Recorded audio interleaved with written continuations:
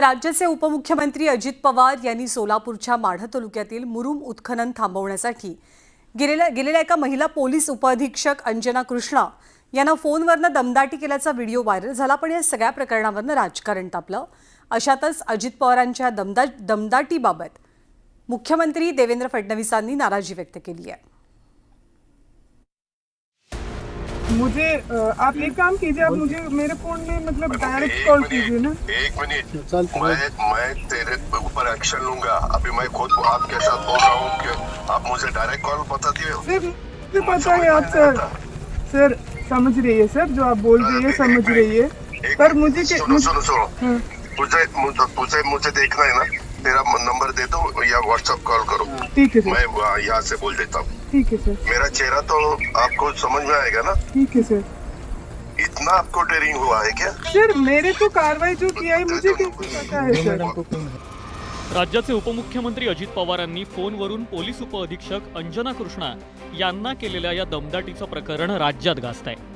सोलापूरच्या कुरडू गावात सुरू असलेलं अवैध मुरुम उत्खनन रोखण्यासाठी गेलेल्या पोलीस उपअधीक्षक अंजना कृष्णा यांना अजित पवारांनी फोनवरून दमदाटी केली होती। आता या प्रकरणी खुद्द मुख्यमंत्र्यांनी अजित पवारांवर नाराजी व्यक्त केली आहे। सरकारमधील कोणताही नेता असो, अधिकाऱ्यांचा सन्मान हा अबाधित राहायलाच हवा, असा संदेश यातून मुख्यमंत्र्यांनी अजित पवारांना दिलाय।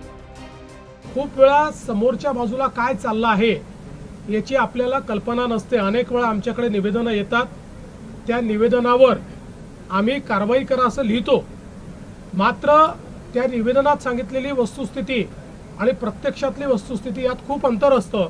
मग अशा परिस्थितीमध्ये अधिकारी आमच्या नजरेस आणून देतात की आपण जरी कारवाई करा म्हटलं असलं तरी यांनी दिलेली वस्तुस्थिती योग्य नाही आहे, खरी स्थिती वेगळी आहे आणि त्या आधारावर कामं होतात। त्यामुळे या संदर्भात आता अजितदादांनी खुलासा केलेला आहे आणि मी स्वतः या संपूर्ण प्रकरणाचा रिपोर्ट देखील मागितलेला आहे।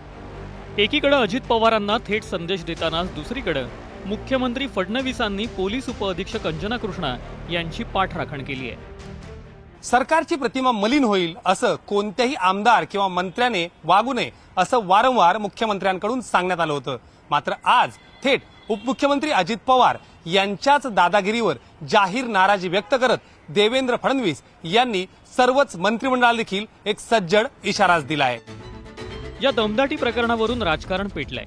विरोधकांनी अजित पवारांवर टीकेचे बाण सोडले, तर दुसरीकडे अजित पवारांचा आवाजच तसा असल्याचं सांगत अजित पवारांच्या राष्ट्रवादीकडून सारवासारव केली जाते।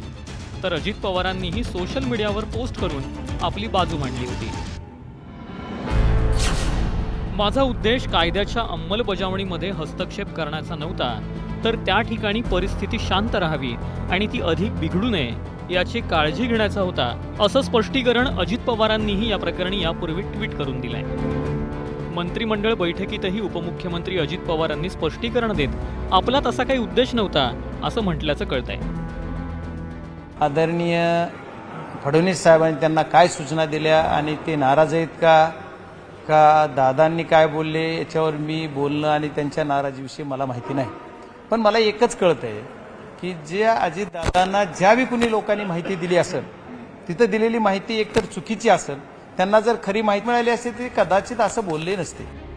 अजित पवार हे आपल्या विविध वक्तव्यांमुळे यापूर्वीही अडचणीत आले आहेत। आता अजित पवार पुन्हा एकदा महिला पोलीस अधिकाऱ्याला दमदाटी केल्यावरून वादात सापडले आहेत। आता दस्तूर खुद्द मुख्यमंत्री फडणवीसांनी नाराजी व्यक्त केल्यानं तरी अजित पवार भविष्यात यातून बोध घेणार का हे पाहावं लागेल। राहुल झोरीसह ब्युरो रिपोर्ट, न्यूज 18 लोकमत।